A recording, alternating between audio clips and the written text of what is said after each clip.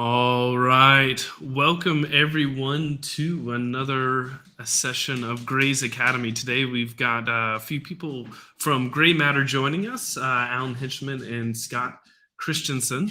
And I'm excited to have them on. And we're going to talk a little bit about ICS, industrial controls and security. But we'll go ahead and kind of get started here. Forward-looking statement. Feel free to pause that and read that thoroughly.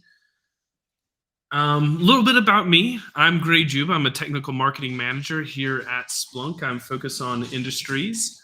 Former an automation and controls engineer. Splunker now for 4 years and a customer before.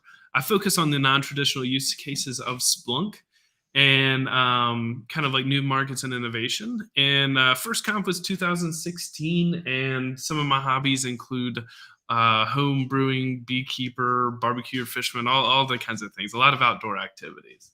So I'll pass it over to Alan Hichman if you go ahead and do a quick introduction.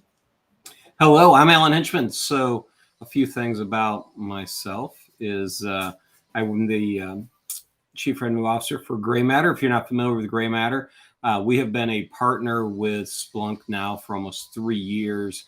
And we do a lot of very non-traditional use cases, particularly around the OT space.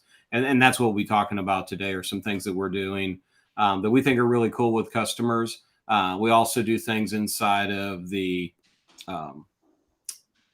augmented reality stuff. We do things around showing people some insights they haven't seen before. So really cool things there. I've been in the OT space now for 26 years and spent a lot of time around controls and things that make things move. And we're excited to be here today. So I'll hand it back, I think, to Scott. Hello, everyone. Scott Christensen. I'm the cybersecurity practice director for GrayMatter. So really, it just means anything cybersecurity or infrastructure related kind of falls into my team. Prior to here, I was the subject matter expert on OT security for GE Digital. 25 plus years in cybersecurity, primarily around OT, so industrial control systems. As you can see, I've kind of bounced around to a couple different security groups. I am from Texas, and as far as hobby goes, I'm an all-around nerd. So anything geeky or nerdy, that's kind of the stuff I dig and get into. Awesome. We'll definitely have to dig.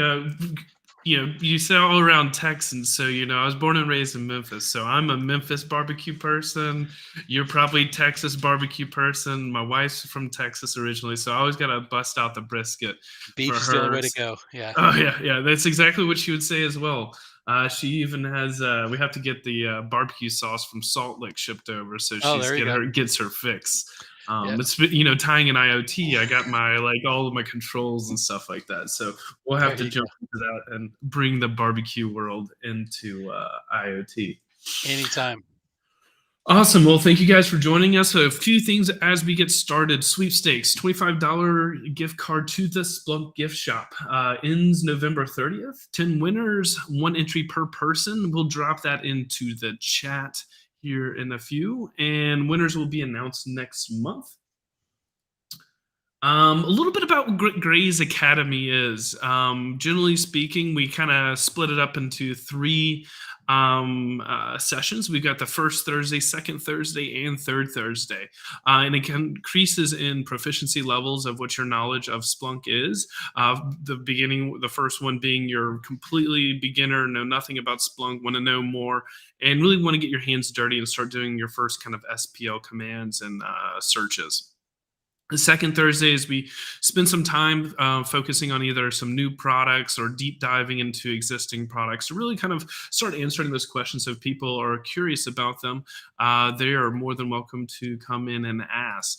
And then the third Thursday is where I say it's proficiency level expert, but we won't be focusing on let's say the fundamentals of Splunk, but really talking about how to use Splunk in some other different areas outside of maybe just the core security type of applications, and start thinking about, Splunk in your barbecue pit.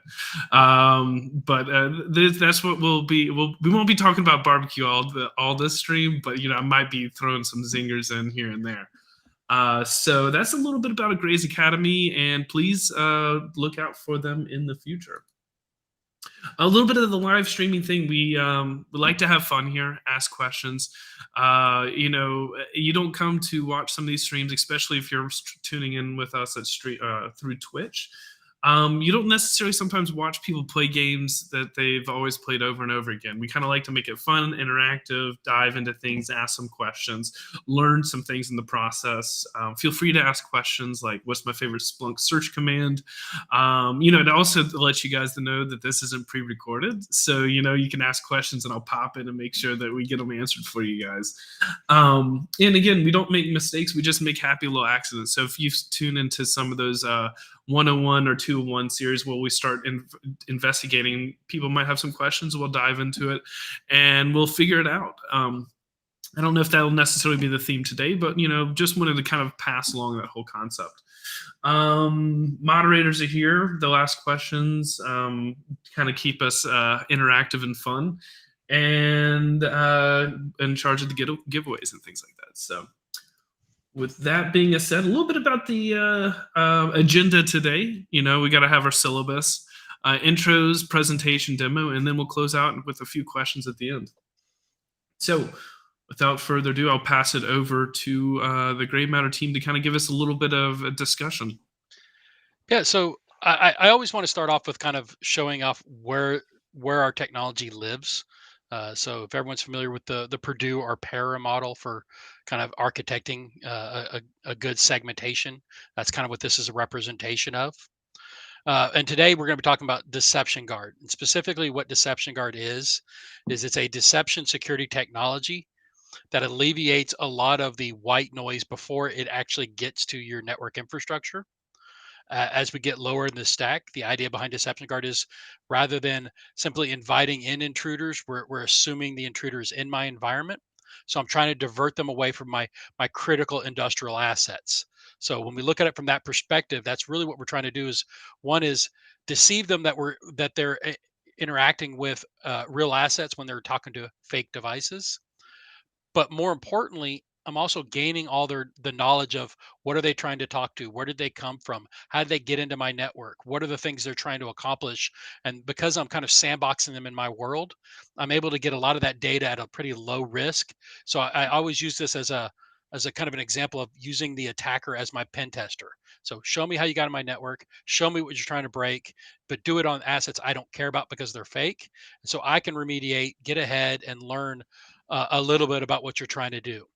So typically this deploys as an appliance. It can be virtualized, but really the reason we deploy it as an appliance and it really kind of sandwiches us around a firewall is it uses kind of a mature technology called transparent bridging. So the idea is we're an invisible bridge on the line. We pass traffic through, and then based off contextual policy, we decide if we want to interact with the data as it comes through.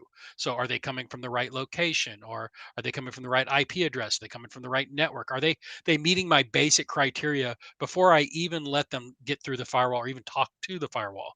And because we're a transparent bridge, we're also deceiving them that we're even there because we're invisible to the intruder or to the attacker until they hit some level of enforcement. Okay. So I've got a couple questions, a little bit Mhm. about kind of like the honeypot application Mhm. of that. So in that sort of in an IoT environment, do you typically try to emulate, let's say, a PLC, or are you trying to emulate a whole processing system? And really, what comes to my mind is, let's say I'm in an auto manufacturing place or something like that, but my honeypot is simulating like a process. But really, does it really even get that level of depth, or does it just look like a physical IoT device that they're trying to hack into? Both, right? So the first thing we want to do is we don't want to just be an asset that's broadcasting, "Hey, I'm a PLC, come attack me," because that looks fake, right? And Right. that we're not trying to be perfect here, so we'll start with that, right? We just want to be good enough to entice that initial reconnaissance. So actually, when we develop what we call sirens, we deploy these in pairs. So it's not just a PLC; it's a PLC talking to an HMI, and then the HMI responding back to the PLC. So it's that full cycle. So we don't just look like the individual asset. We look like the call and response between an operational network in actual operations, right? So if I'm sniffing out and I see this traffic, I actually see a PLC talking to an HMI and HMI respond. I want to do a little bit more interrogative. I want to start talking to it. I do a little bit more recon. I ping it. I do a sweep. I do an nmap. I do something else with it. That's all we're trying to entice. Is we just want to be just attractive enough to entice them that initial reconnaissance. So we want to Right. look like the full components of an operational network. Right. So exactly. So if you have like some, older communication protocol between a HMI and a PLC that is antiquated, not secure, but it's just enough where it's like, is that all built into a single deception guard, or is that between like two or three physical It's devices? So it's I'm getting. it's a couple different ways. No, that's great. So it can be singly contained as almost like a virtual subnet within a single appliance. We have the capability to communicate between two appliances. So if I want to transact across the network, I can do that as well. So both those kind of capabilities are there. But what we're really going to try to do is we want to replicate the traffic on the customer's network. So rather than having a default library of like, oh, let me click down, I want this, I want this. What we really want to do is take their network traffic, strip anything out that might identify it as their network. But what I really want is I want that Rockwell PLC data talking to that engineering workstation and that Right. engineering workstation replying. That's what I want. So I want to take their traffic. I'm going to replicate it through PCAPs and through some different methods we do. But the idea behind it is I want to look just like the network that's behind us. And Right, and exactly. Yeah, and, and so and you don't want to like take, let's say a Siemens shop and then start putting a Rockwell PLC in there. You're going to start exactly, taking some of that communication, normalizing it exactly, to their environment, and then therefore replaying it in a type of environment that could sound like, let's say, a process that's just a little bit more open or more enticing. Maybe a exactly right. couple of little red herrings for you to come Exactly after. right. And that's also why we want to sit up close to that perimeter firewall, right? Because then the likelihood we're the first things discovered to get much higher, right? So if I seed them down low, I can do that. I have that capability. That's not a problem. But the problem with when you see down low is the likelihood is becomes a 50-50. Do I find a honeypot or do I find an actual asset? By setting it up at the perimeter, my likelihood becomes much higher because right, the first thing I do is I sniff off the wire. I want to sniff past the firewall. I want to look for that interaction. Oh, look, I found this whole group of assets. Let me start talking to them. Because we're way up high on that stack, we're right above that level 3. We're much more likely to be found first. And Mhm. what we really are trying to shift here too is traditional honeypotting is more about threat intelligence gathering, right? I want to see how you got my network. I want to see this. So you're almost inviting the attacker in. What we're assuming here, because we're so down in the stack, is that you're already in the network. You're already searching for a device that's vulnerable, right? So if you look at, not to pick on a particular like Modicon PLCs, they've got a vulnerability that's been disclosed called Modipone. It was a big deal about 2 months ago, and a bunch of attacks trying to take advantage of it. So I'm out there and I'm sniffing your network and I'm looking for Modicon PLCs talking on a network. So I'm just sniffing around. I think I find one. I was like, oh, limit. I see a protocol. I see it's talking Modbus, and I see it looks like a Modicon based on the MAC address. So I want to start doing a little bit more recon. How do I get my payload on that device? That initial recon is what automatically triggers my response. So Mhm. where this becomes pretty important is in OT. Typically, if it's down in the network, we don't interact automatically. We don't want to block commands. We don't want to stop a process that might be critical. But because we live up at the perimeter, I can actually automatically respond because I'm not down in the processes. So not only are we Mhm. more likely to be found, but then I can automatically my response to a certain behavior, a certain action, something malicious, all these different types of things. Okay, perfect. So, and I think that kind of brings up a good question about the whole IT/OT convergence. I know that that's been a lot of talk for a really long time, and really kind of how this plays is it really helps those IT customers start helping out and firming up the security in their OT environment and have them a little bit more of a sense of security associated to their OT environment. Because again, Absolutely. a lot of those places, it's been a little bit since I've really dug my head in, but I doubt it's changed too much. Is that there's a very, very hard firewall between the IT environment and the OT department, which in when you put something up like Deception Guard, this starts allowing more traffic as you need the data to come out of that OT environment that you feel more secure to allowing, and vice versa, in and out. Absolutely. And the tendency in OT is the reason that firewall is such a uh, I don't know what was the right term, untouchable device within the asset is because that disconnect we've always wanted to keep. You hear the term air gap a lot, right? That disconnect between Right. networks. That firewall is supposed to kind of recreate that disconnect. But the two problems we run in, and it's unique to OT, I think, in some ways, is that we really believe at the firewall is the end all be all for security. I've got a firewall, I've plugged it in, I've done my job, I'm done. And that's a lot of people think that way in OT, right? I've checked the box. Nowhere else in security is that acceptable, right? We do layer defense, defense in depth. You hear all these different terms. Everywhere else in security, that's okay. But when you get to OT, oh, I've got a firewall. I'm good. I'm blocking a couple ports. I'm fine. And then we typically see another thing that comes out of that is, and our current record holder, by the way, and I don't know if there's any firewall people on, but our current record holder is 17 any rules on a firewall. So 17 rules that say anything from one side can talk to anything on the other side. So that happens a lot in firewalls, right? The longer they live, the more likely you're going to get a misconfiguration or a policy that can be taken advantage of. So what we're trying to do is kind of wrap around and augment the firewall so that it doesn't become that single point of failure at the perimeter. And this kind of comes into that pen test that you can now discover those issues that you need to fix in the process with in a scary way of saying it is saying like you don't know what you don't know until you see how somebody gets in. Exactly right. And that's really the nature's, what we're trying to shift here. And this is going to be the kind of the important is OT security is super reactive, right? I wait till I'm hit and then I remediate out. So we're trying to Mhm. get a little bit more proactive, right? How do I actively protect my network without opening myself up to a whole bunch of risk? So this is a way to kind of add that proactivity to it. And I'm not just reacting, I'm giving a target, I'm proactively diverting them away. I'm doing things that augment my security, but I'm doing it in a way that is, I don't want to use the term passive, but is non-impactful to my day-to-day operations is the best way to Right, put it. right. And it's similar in a lot of environments. Don't put something on the network that's going to cause issues with my manufacturing line. And if you can give a sense of, I will not impact production while Mhm. also giving you a higher level sense of security.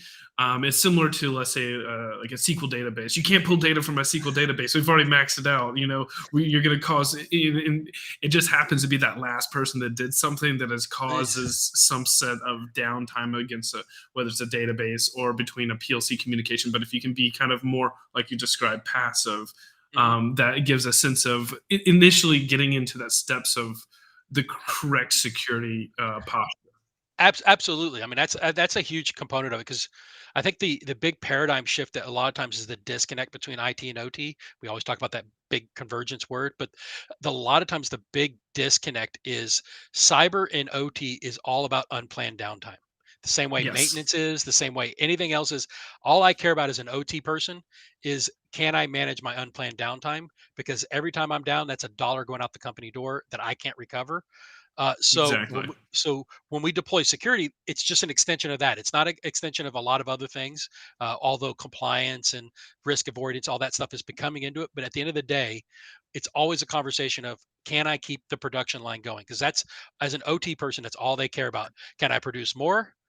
Or can I make sure I don't produce less, right? So I'm focusing on those two components. Can I be more efficient, or can I prevent inefficiencies from happening? And that's really all OT security is when it looks at from that paradigm. So we focus on that heavily.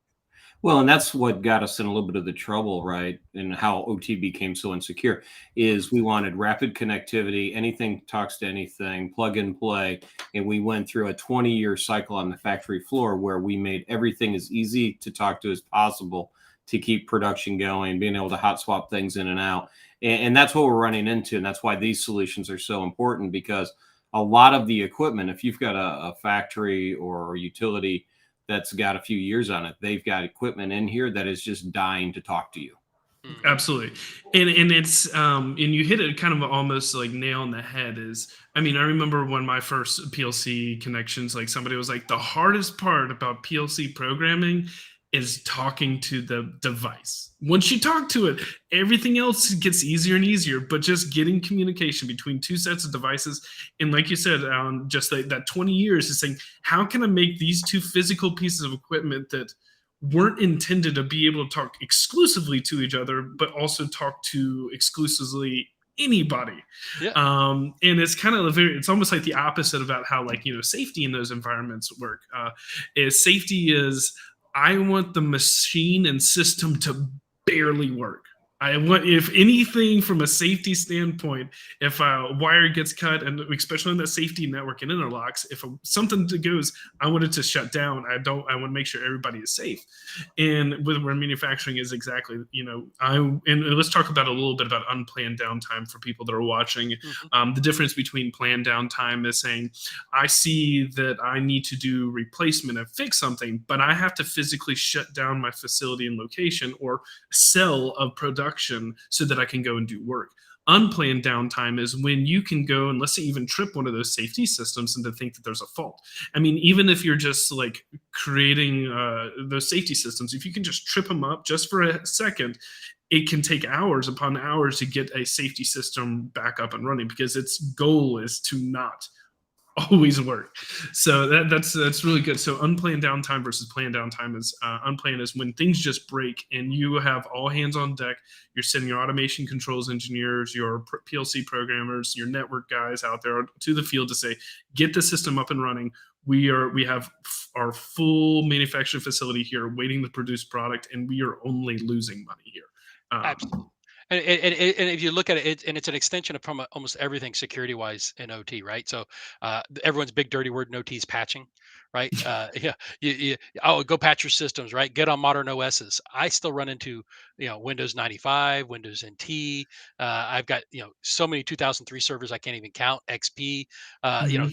in so and, and that's the knee-jerk reaction of like, yeah, the old, like, farmer, if it ain't broke don't go fix it fix it. type of Yep, mentality. that's And because there's been so many times where I've been on a shutdown and I'm like, oh well, I gotta update this to talk to this system, and next thing I know, I'm having to go down to a chain reaction of updating things to find out that I can't update this particular piece of physical hardware to the right version, and I have to buy something on a Sunday during a shutdown to get it in. yep, So you're not going to do updates, and that's just the negative aspect of yeah, that and system. exactly right. And you'll hear me use the term compensating controls a whole lot because it's always about, right, if I can't change the system itself, what controls can I put around the system to protect it, to mitigate that risk, right? And that's the same thing. That's really what we're trying to achieve here, right? Is if I can't change everything below me, what protections can I put above me to prevent potential risk associated with an unpatched system or something connecting it's not supposed to, or the added connectivity I didn't have before. So I Yeah. mean, you see a lot of these type of things, and you use the phrase, if it ain't broke don't fix it. That is, I think I've heard Still that. imagine. Yeah. I hear it every day. It Yeah. is probably the most common phrase in OT. And in truth, there's a reason behind that, right? Is almost everybody from an operation standpoint is paid, or you know is responsible for how do they keep the line running, how do they keep production going, how often, how what their windows of uptime are. So everything's all around that, so they focus, and you'll hear the on extreme static nature of OT, right? Is if it's all good, if it's all static, if it's normal. And normalization is a big deal. Normalization, baselining, all these other terms. But at the end of the day, it's that static. If it's not broke, if it's working, don't mess with it. Don't don't affect change on it. We'll deal with it it's another issue. And that is why a Mhm. lot of times when you do have a downtime, it's a mad rush to get everything done, because that's the one window you're going to actually have to implement any changes to an environment. And when you're talking about that unplanned downtime, you get almost into a spiral, because most of the times you didn't do things the most secure way because you were just trying to get things talking and running, so that you It's would, almost a guarantee. yeah, it's not Yeah. going to be as secure or safe I, and password protected, especially if you're replacing a safety controller and you mm, use the default safety controller password. So, absolutely. I mean, I always make a conversation when we talk with customers and we're doing consulting.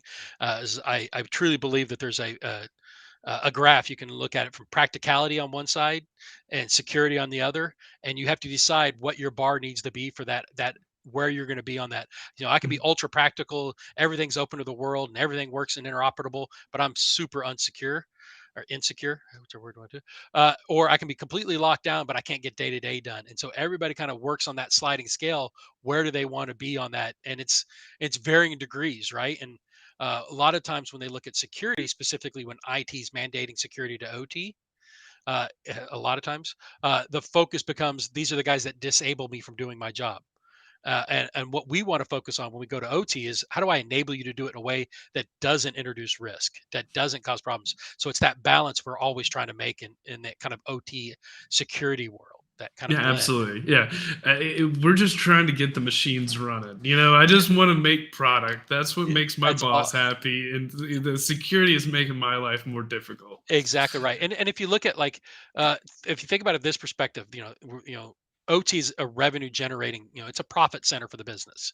So if I'm a manufacturer and the production's line is down from an unscheduled event, you can literally watch the bean counters figuring out what that's going to cost us per minute, per hour, per day.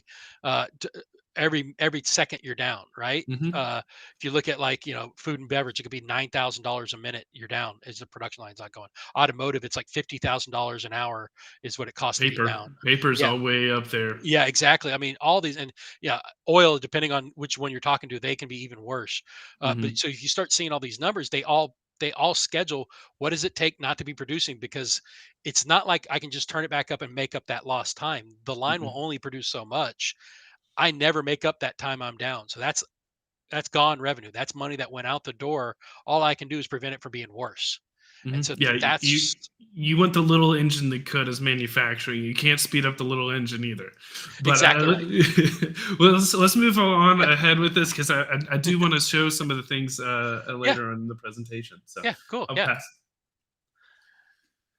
And so and this is really where it becomes pretty valuable to us, right? So when we look at that static nature, and the fact that I'm not going to be able to affect a whole lot of change below the perimeter. So what I'm trying to do here is I'm trying to eliminate white noise. I want to make sure what's coming and going from my perimeter meets the right criteria. Is it coming from the right country? Is it coming from the right IP and MAC address? Is it coming from the right network? Is it the right type of traffic? So what I'm really trying to do here, and the tech guys always get mad when I use the term filtering, but that's really what I'm doing. Is I'm filtering down all the white noise out. So before it even touches my firewall, I know it at least meets this baseline criteria. It's coming from the right region. It's from the right IP address. Or inverse, I'm preventing anything that's not white noise, something that might be malicious. I'm preventing it from talking to my infrastructure. So if you think about that from this perspective, ProxyNet, botnets, malware delivery sites, ransomware sites, all these known malicious addresses. These are there's a lot of documented threat intelligence on where these attack vectors come from. I can actually prevent them from ever communicating to my ICS environment by simply blacklisting them at the perimeter, right? If you're coming from a known malicious area, so a network I know to be negative, I can block you out. On top of that, if I'm for example, a water utility in say Indiana, there's no reason the Ukraine should be reaching out to my my SCADA environment to try to talk to me. So why don't I eliminate the potential threats by stopping all traffic from the Ukraine from even talking to me? We see this also happens a lot of times with limited resources where they struggle. We have a very large user of this that's a capital building, a capital infrastructure, and they struggle with every time they go to a holiday break, say Christmas or that week month of Thanksgiving, right, where they have skeleton crews on operations, they have no one around. They noticed every single time, starting right as they went into holiday breaks, all of a sudden Russia wanted to talk to their network. Every single time, never failed. So what they were doing originally was they were locking their firewalls down, creating ACLs, limiting access, doing all the things you would do to lock down a network. And it was taking about 5 to 6 hours every time. Then they get off to holiday and then 5 or 6 hours of unlocking their whole network. So now I've got to let everything go back to normal operations. We're no longer on skeleton crews. So it was taking, day and a half every time a vacation or a holiday schedule came around. So they flipped to using this as a way to implement those same things. And it takes them about, to the CISO's words, about 5 minutes to do the same things. I can lock down the world, say only traffic from the US, only traffic from these networks. I enact my policy. I go about my day, no big deal. And it takes me 5 minutes to unblock all those same policies. So who's in the driver's seat? Your standard typical IT security, or do you have pass off some of this control over to the OT side? So this is where it gets kind of interesting. It really depends. And a lot of it depends on what the comfort level of the controls guys are with managing their traffic. So you do have some who will use this as a way to, I don't want to say shadow IT, but that's really what it is, right? I don't want to be a firewall guy. I don't want to implement firewall changes. That's always going to be IT's domain. But I'm the plant manager. I'm the SCADA engineer. I do want to control what comes and goes from my ICS. So I put this around it as a we'll call it augmentation of a firewall, right? So I now own what comes and goes out of my network. I don't care what the firewall says. That is something we see about half the time, right? Hmm. The controls an OT team wanting to take ownership of what comes and goes. The other half of the time, it does come from security, and this is where it gets pretty powerful. Is they see this as a layered defense, a ability to do multiple things, and a way to deploy it without having to touch the OT operation side, right? I put it as a sandwich. I want to make a change. I don't have to impact that PLC communication. I don't have to deploy agents down below. I don't have to do anything that touches the actual day-to-day, that that revenue generating part of the business. I can make all my change at the perimeter.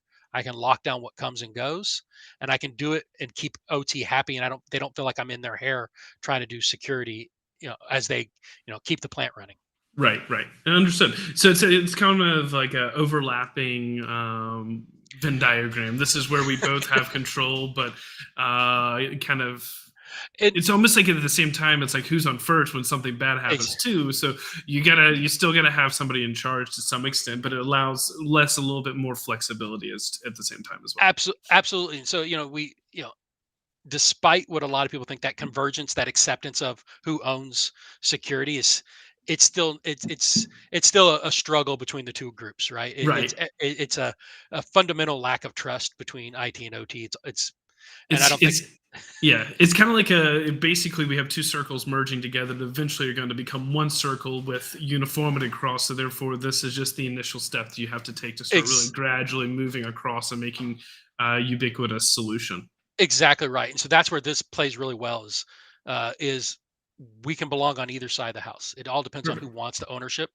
But then as the convergence happens, as you do, plant modernization or industry 4.0 or digital transformation, as you do much more, enterprise style stuff in the OT, this lives on both sides, so it doesn't step on toes, is the best way to put it. It's a very nice converged, and it can be owned by either side, all based off what's best for the customer, what their processes and organizational structure is. Perfect. So let's keep going Hmm. because I know we got a little demo at the end, and I want Yeah, to kind of wrap this all up. And yeah, essentially, we're looking at this as also just another solution to pull in more data into Splunk as exactly, well. But we'll exactly. continue. Yeah. And so when we start talking about, right, how do we do this, right? So the first piece is the contextual filtering. The second piece is the honeypots, right? The what we call sirens. So these are deployed in pairs. So these are singles, but they're deployed in pairs because we want to see that communication, the back and forth. And they're fake assets. They're meant to replicate the communication that's already there. And we're not shooting for perfection here. And that's a lot of times the reason why deception and honeypotting doesn't get adopted, is the level of administration and care and feeding is still just as high as a whole nother asset on my network. So we're trying to avoid that pitfall. We're trying to make it very simplistic, very clean, and we want to be just good enough to entice that initial kind of interaction, right? Just good enough that someone starts to do reconnaissance, someone starts to interact with my fake assets. And because I'm fake, right, the minute they start doing it, I can lock them down. I can block them. I can respond in whatever way I feel, and we're not limited to just blocking. I think that's kind of an important component to this. Specifically, if we're talking about feeding into a SIM tool, the data is, it's not just about blocking. It could be limiting what they're allowed to talk to. It could be what we call tar pitting, or slowing down their network access. It could be limiting to talking to certain ports on my network, to certain portions of my network. I can kind of structure my automated response however I feel is appropriate, all the way up to completely blocking you out of talking to anything on my network. So it gives you a lot of flexibility. But all that kind of data that we're capturing, this is where it kind of gets important, is we're capturing where they're coming from, what IPs they're using, what networks, what ports they're talking on, what protocols they're communicating, what they're trying to talk to on the other side of the fence. All this kind of forensic knowledge. We're capturing all that in real time, but the challenge you have is, this is not being monitored directly, right? This is just a response solution. So what people are typically wanting to do is take this data and put it someplace where they're seeing the full picture of data, right? So, and this is where I think there's a really good fit for Splunk in the SIM tool world, is we don't want to be the repository for all this data. We want to be able to highlight it, and then we want to send it to someone who has the capability to manage the response program, somebody who can alert the team or be aware of what's going on, who can do something with that data, make it actionable. So that's really where our value is we're going to track all this knowledge. We're going to find out everything about it. We're going to treat them like a pen tester, but we're not going to be something people are going to manage out of, right? We're not a window that should be open all day every day. We're going to be feeding into something else, whether it be a SOC, whether it be a security team, whether it be an operations lead who just happens to have the dashboards. But those are all things we want to take that data and push it over to someone who can actually do something with it, and we want to make sure that's actionable data for them to do something with. Perfect.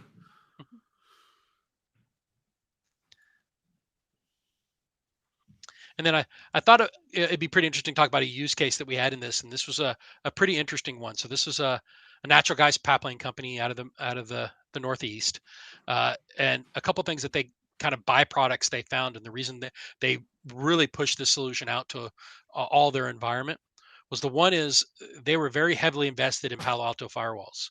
And as anyone sees, the cost of upgrading model by model by Palo Alto is it gets exponentially more expensive the higher up you get, right? So that was becoming a challenge for them because that means they were taking budget and they were not going to be able to afford other security solutions across their stack because it was all going to be invested in top of the line firewalls. So by using this and augmenting the firewalls, they were able to actually eliminate a lot of the white noise and so stay on a lower model pan. But on top of that, they were going to be able to get more out of those firewalls, and they invested. And I think this is kind of the important part is they took those savings, the money that they saved from eliminating white noise by keeping their throughput to an actionable amount to making sure that, what's coming and going is validated. They took that money and they started being able to use their tools for more things and not our tool, other tools, specifically their SIM. They were able to start taking database logging and putting into the SIM, something they hadn't been able to take on because the cost was just going to be too much for them. And so really this becomes pretty powerful because then all of a sudden as a sim tool I become very sticky if I'm not doing just one thing. If I'm doing three or four things, the more things I can do, I become much more hard to replace. And I think that's really where we help increase the value of a tool like Splunk is that I'm not investing all in one technology and losing all my budget there. I'm able to spread it out and I'm able to use my tools across multiple things. I can do more with the power of a tool like Splunk. Perfect. Perfect. And with that, Well, I do have some more questions, but yeah, we'll go get ahead. into those. But not right now. I want to see. I think we're at the point where I think we're going to do a demo. Is that correct? Yep. All right. So you'll be able to share your screen from your side, and once you get to that point, I'll be able to show it on. So there we go. Brought it up, so we can see your screen now. Perfect. And so, just to give you guys perspective, what this is so this is a lab environment that sits in Warrendale, Pennsylvania, just outside of Pittsburgh. Behind this device is a number of PLCs, a SCADA server, a historian. We're using, in this case, Fortinet firewall, and a couple other, just kind of ICS environments where we do a lot of our dev testing and our lab environment. So first thing is my dashboard pulls up and tells me what's coming and going out of my network, right? I can see what countries are trying to connect. So if I have a specific rule blocking, say Russia, I can see that it's actually working. I can create rules around that and say I block all but. So what are my exclusionary rules? How are they coming through? Secondarily, which becomes pretty important to me, is this piece here, what we call top blocking mechanism. It's actually threat intelligence built into the tool. So this becomes pretty powerful because what these are different research collectives that are tracking malicious sites, what we call global networks. So we're looking for dark websites, right? We're looking for all the known negative entities.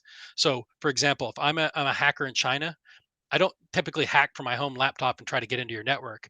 I typically log into my proxy in Belize or Ireland or Bulgaria, and then I launch my attack from there, right? So what we see is the researchers are tracking what are those proxies that they're coming from, and they're creating that targeted list of black sites that I prevent from ever communicating to my ICS. So I'm eliminating all that white noise before it ever even talks to my firewall, and so I can keep this constantly updated and we talk about patching, we talk about keeping threat. This becomes really powerful because I can do all this without impacting my operations below me, right? I can update my threat intelligence. I can find out the newest, greatest threats and make sure they're blocked without ever having to change anything on a PLC or an HMI or an engineering workstation or anything below me. I can get all of it at the perimeter, so I can keep my day-to-day static nature, the production line rolling. If it's not broke, I'm not fixing it, that kind of thing. I can keep all that Hmm. happening in a pretty effective way. Now I can also see things like people, how many attempts are trying to connect, what's my current traffic, all this data we're kind of incorporating into it. This is all stuff that we can spit out to a syslog, right? We can put it through our API straight into Splunk. So what we're really trying to do here is give another view of what's coming and going. But once again, this is kind of a very stylized, pointed view of what we want to see. Where the big value comes is contextually looking at this across more data. What is my firewall saying? What are my switches saying? What are my logging saying? All these other things that we don't have any view into. This is just one aspect of it. But if I look at it, I get a much bigger picture. If I go into a SIM tool and I look and say, let me look at the big picture. I'm seeing a spin up in traffic from Russia. Oh, that's correlating with my firewall utilization going too high, or I noticed that this machine's trying to dial out to Russia. Maybe we should look at this machine. I can get all that data by looking and using my dashboards in Splunk. I can't get that data strictly from here. I need that aggregate of data together. So it becomes Hmm. pretty powerful Yeah, there. absolutely. Uh, from a UI standpoint, it's very clean and easy to use, which once again kind of comes back to, is it an operations or a security person kind of doing it? So if I want to create a rule, I simply click on the country and I can say block the rules. I update. I can create filtering. I decide what I want to let in and out of this. I can invert. So if I want to create a white list as opposed to a black list, I can do that too. I can say, you know what? Anything coming from this IP range always let in. So if I have a particular vendor and now extends me and kind of gives me that window. So I look at it as I'm putting the front door on, and now I'm deciding who gets the keys to the front door. Hmm. Understood. So if I was go here.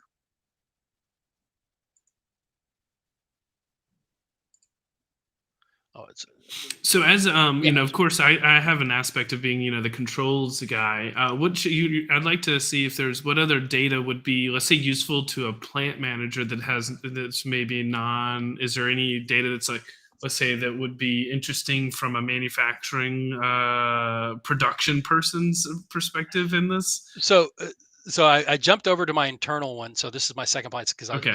great question. So a couple things I can see. So the same blocking rules, right? So if I look at it from perspective, so here's those pairs of sirens, right? So here's an Allen Bradley talking to an iFix server, and if I go down here, here's the response from the iFix back to the Allen Bradley, right? So I've got the full pair. So a couple things I'm going to be able to alert and get data from quickly. If I have, for example, an unpatched system I'm worried about. We know I'm going to go a long time without patching this system. I may create all the rules and everything else, but I want to know anytime someone tries to connect out externally to this unpatched device, I want to be alerted to that. So I can actually set an alerting rule to that. Anytime someone tries to talk to my Allen Bradley PLCs and they're coming from China, let me know immediately, right? So from a production guy's standpoint, I know what do I need to do to remediate, and I know exactly which devices I should be protecting, right? I know which So ones are like at risk. right, so you can detect firmware changes on devices, or We you detect the traffic to the initiate a firmware traffic to change. initiate the Okay. firmware change, right? So where we're going next, and this is where I think it's going to be super advantageous to Splunk, is we're looking to integrate this with other visibility tools that do the firmware change, things like CyberX or Tenable or Armis Hmm. or any of those tools. What we want to do is build a correlation, and this is what we're already in development using Splunk to do, is if I detect that connection attempt to the Allen Bradley and then Tenable detects a change in firmware, I now have two correlating logs that say, hey, this is something you need to look at. It's a change that came from China, and here's the change that they made. the only rep- Absolutely. the only repository I could use would be a SIM. So Yeah. that's really where the power becomes, and the reason why it becomes pretty powerful, as you notice, I listed off 3 or 4 different visibility tools. Is that marketplace has got so much competitive that everybody kind of picks something different. Clarity, Nozomi, Dragos. I can list off a dozen or so. Mm. And where it becomes pretty powerful is all of those guys kind of work through a syslog kind of push out, right? So if I take the correlation of what's coming in from the perimeter and they take the correlation of what the interior communications look like, I then can feed that into Splunk, and now I have a full picture. And then when I really want to get cute, let me add in my infrastructure data, my firewalls, my switches, all that additional data. And now from a response and a forensics and even just a pure, protection standpoint, I now have a complete picture all in one dashboard. And the only place I could really do that is a tool like Splunk. And that's where it Mhm. becomes pretty powerful that it no longer if you really want to talk true convergence, that's a true converged technology, right? And that's the only way I can get a true convergence because I don't care if it's a PLC, I don't care if it's an engineering workstation, I don't care if it's a Windows server. None of those things matter. What I care is I've got a connection coming from an odd location using odd ports from an odd network and making these changes to specific programming. Once I get that And all alerted to one dashboard and tool, then we become extremely powerful. And then you become and for example, let's say you've got one of these other ICS security solutions, and they detect a firmware change, mhm, but you don't detect a firmware change. That means that most likely someone locally they has did it done the firmware change. exactly. And even so, let's say if they've come in, they come through, like, let's say you said you whitelisted, let's say, a vendor. Let's say GrayMatter has the free rights to do whatever they want in the facility, but Mhm. somebody, not that I'm saying this would ever happen, but they come in and act as you to then go instantiate change. Then you can say, well, we didn't do that, somebody else did. But I Exact mean, you can then I create this can whole then find out picture exactly right. as you bring all these different sources together. Because what was going through my mind, and as a automation and controls engineer, like some of the things that I would wanted to know was firmware changes, Mhm. whether they are the latest. When was the last time a firmware change was occurred? When was the last time somebody did a download to the PLC? And really, a lot of the times it had to do with, I want to know that nothing happened.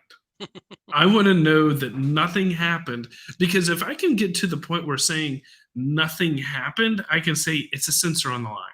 Exactly right. And you can, and if that's part of that whole, then that's where it comes like valuable to just the manufacturing and the Absolutely. automation controls engineers. They're sitting in their, and they're having a sandwich or something or break, and and they look up and they say, okay, line 5 is down. There has been no changes. The last time but somebody downloaded the PLC, the last time the firmware was changed, and that person who downloaded to the PLC was this person, and then I can go, okay, What happened? Yeah. 90. I'm like 99% sure it's a dusty sensor or something Or along something those like that, right. lines. But I've already automatically eliminated the other potential vectors. And Right. so if you look at the way an engineering will typically go through is they literally go through this chain. Did this happen? Let me go find out. No. Check. Did this happen? Go through my check. So Yeah. I literally have to go eliminate all the other and then I get to okay, maybe it is but see now I'm doing it automatically. I can quickly say, okay, there was no outside connection attempts. Cool. Nothing came from this IP address. Cool. No version changed happened locally. Okay. Now let's go figure out if those are all eliminated. I'm now starting on step 5 instead of having to go to 1, 2, 3, and 4. Or jump straight to step Step, 1 and saying, lines down, and any alert to any time that there is any out of network traffic to do a firmware change, mhm, alert the manufacturer, or the and correlated with loss of production, whether are you taking that from your manufacturing execution system exactly or right. whatever. You say, I'm getting lost production and we had a firmware change. That's a rule that I need to be sending a message to my plant manager saying Th- something's not right. You need to jump on this quick before things become disastrous, exactly. because this is something you should dig into. Yeah, and the more times it happens, the more costly it becomes, right? So the quicker I identify and get it, I can get ahead of that process, right? So that's exactly right, right? And I think that's the big loss a lot of times is the length of time that we do actual research and forensic looking into what caused an issue is impacted directly on to how long the line was down, right? So if the line's down for a second, what the first inclination is rip something out, put something new in, get it up and running, don't really care what caused it, get the line back up. So once you've done that though, you've lost that knowledge of what potentially impacted it, so I don't know if I've ever remediated that problem. But now I can go back and say, listen, I can capture all that information. I now can remediate and say, listen, I know what caused it. Even if I've gone up and I've done my response plan, I now know, okay, look, we should be looking at these things because I can now forensically finger point back to exactly what the problem is. And I've got a holistic picture of the incident, not just one view based on that particular tool's need.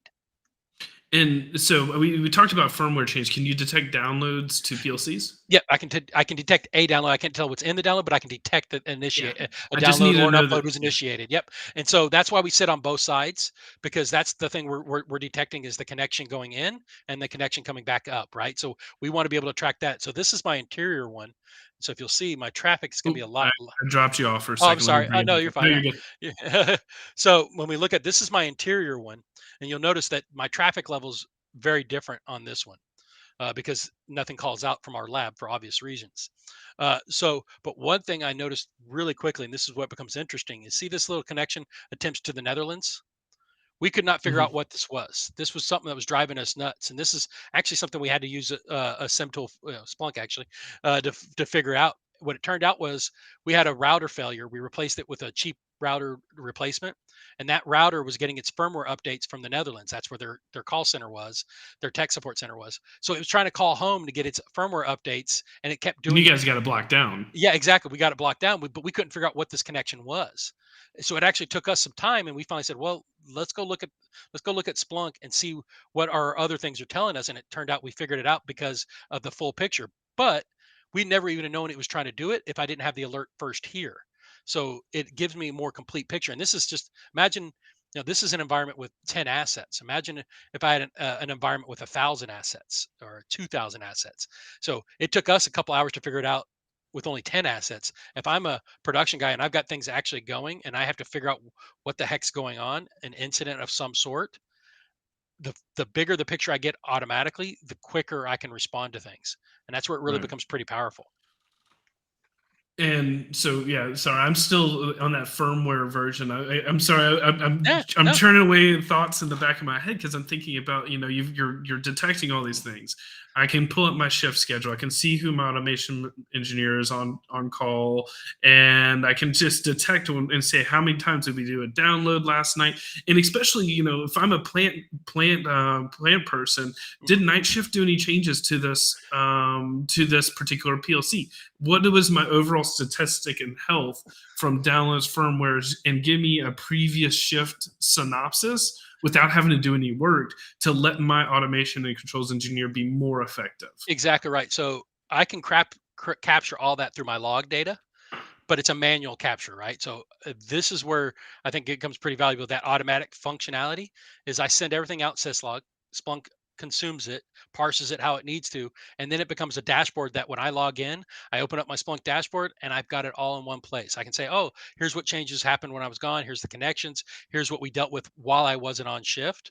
Versus going into my system, running a report, running kind of going through the manual process, and then going and correlating it with other data sources, right? This is this is it's not like I'm world breaking. This is what Splunk was built on, right? Is correlating all these separate data sources into one location. All we're doing is putting an industrial shift on it. That's all we're doing, and that's where this becomes pretty powerful. Is I can actually see connection attempts, I can see upload attempts, I can see protocols, what was coming across, I can see what ports were opened while I was gone, which ones were closed.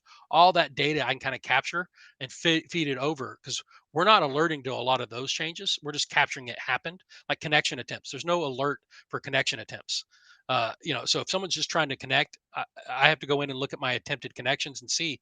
Versus if I create a dashboard, I feed it all over, and I can quickly see. Oh, look, we had all these attempts from China. It looked like they were trying to send packets down, or they were trying to do a download, or we saw something internally trying to reach back out. Maybe we should look and find out why this IP address is reaching to China to download a package. I should look for that information. So it allows me to kind of get more correlation.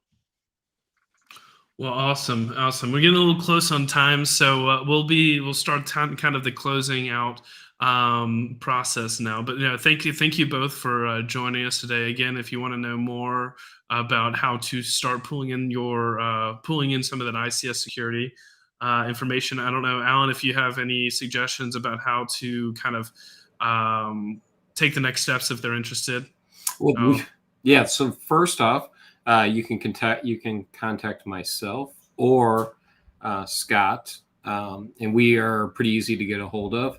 And I think that our email should be in the GrayMatter stuff for Splunk, so you can look us up through Splunk and get a hold of GrayMatter. I'll be the contact person there, and then I think we can also give you mine is Hichman at GrayMatterSystems.com, and it's the same thing for Scott. S. Christensen. It's S. Christensen and the same nomenclature. So yeah, we would love to chat with you. And like I said, we've got a lot of Splunk expertise. I think it's our second time on the show. So I appreciate you having us. I can't wait to come back for a third. These are fun. Sounds good. All right. So last little things as we're closing out the Gray's Academy survey. Feel free to fill this out. I'll drop this in the chat. Basically, it says whether or not you guys are interested in hearing what we talked about today, and if you want to know more and or suggestions, just feel free to fill that out. And then, yeah, thank you, everyone. So appreciate Alan and Scott for joining me today. It's been a blast. And of course, I always love talking about barbecue, secure, industrial controls, ITOT convergence, something that's going to be going along for a long time. And it's something that's always the top of mind. So thank you both for joining me today. Appreciate you. See you. I'll finish up with dry rubs better than sauce. I'll second that one. All right. Thank you, everyone.